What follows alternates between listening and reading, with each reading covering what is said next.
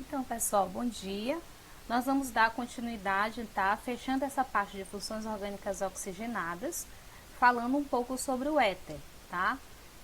Eu trouxe também uma diferença entre éster e éter, para poder vocês acabarem não confundindo, porque o nome é muito parecido. Então, para vocês não sofrerem essa confusão, eu trouxe também um exemplo para poder a gente perceber, tá bom? Então, vamos lá.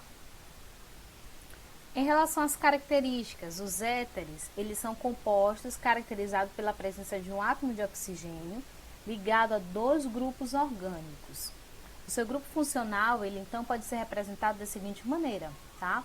Eu tenho um oxigênio no meio e aqui eu vou ter dois grupos funcionais distintos, nessa extremidade e nessa outra extremidade, tá?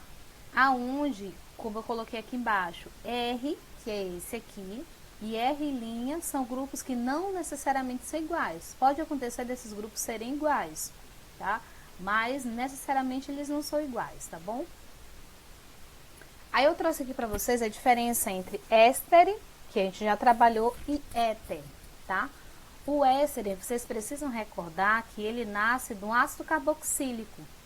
Ele nascendo do ácido carboxílico, ele vai ter aquela semelhança ali da carbonila. Tá? A única diferença em relação ao ácido carboxílico e o éster é porque nessa extremidade eu não vou ter mais hidrogênio, eu vou ter uma cadeia carbônica, tá?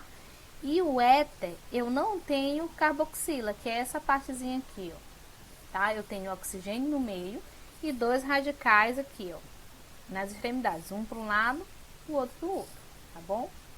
Coloquei também aqui um exemplo para vocês visualizarem na cadeia isso, tá? Desse lado daqui, nessa extremidade, eu tenho um éster, que é o butirato de etila, tá? Vocês percebem que a carbonila ela tá aqui presente. E desse outro lado eu tenho o dietílico, éter dietílico, tá? Aonde eu tenho oxigênio no meio e eu tenho os dois radicais do lado esquerdo e do lado direito. O que a gente percebe nesse exemplo bem aqui? Que eles são iguais, tá? E por eles serem iguais, é que tá aqui dietílico, tá bom? Di porque são dois, etílico porque é a forma como a gente vai dar essa nomenclatura, tá bom? Mas a gente vai ver a questão da nomenclatura ainda direitinho. Vamos lá. A nomenclatura dos éteres, né? Existem duas maneiras para eu dar essa nomenclatura. A primeira maneira é o prefixo, que indica o número de carbonos de menor grupo, ele vem na frente. Depois disso vem o nome oxi, depois vem o nome do hidrocarboneto de grupo maior, tá bom?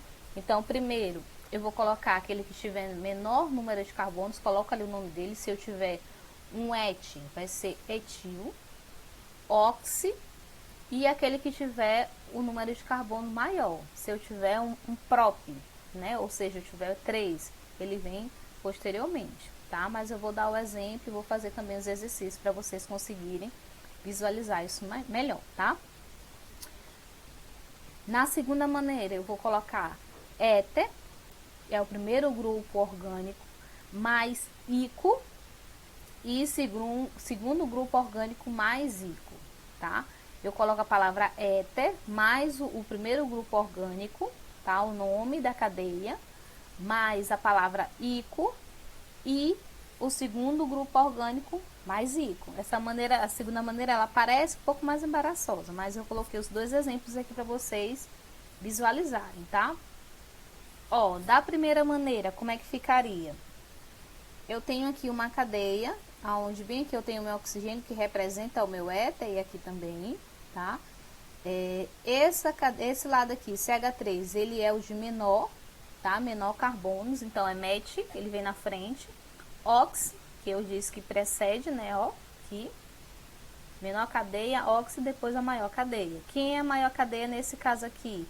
É o etano, tá? Que seria no caso etil, mas a gente chama de etano porque só tem dois, né? E porque são hidrocarbonetos. Então fica metoxietano. E desse outro caso aqui, nesse segundo caso, as duas cadeias são iguais, tá? A gente já sabe que é Ó, essa daqui é etioxetano. Então, etoxietano, tá bom?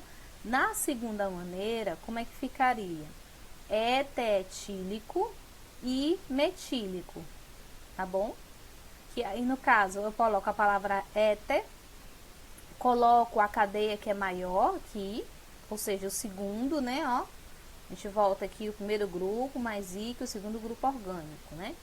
Então, etílico e metílico. Nesse caso aqui, a segunda maneira, a gente faz uma inversão da primeira maneira, tá?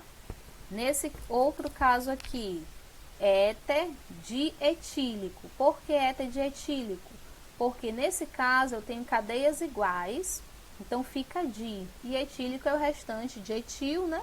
E ico, que é a nomenclatura que a gente precisa adicionar.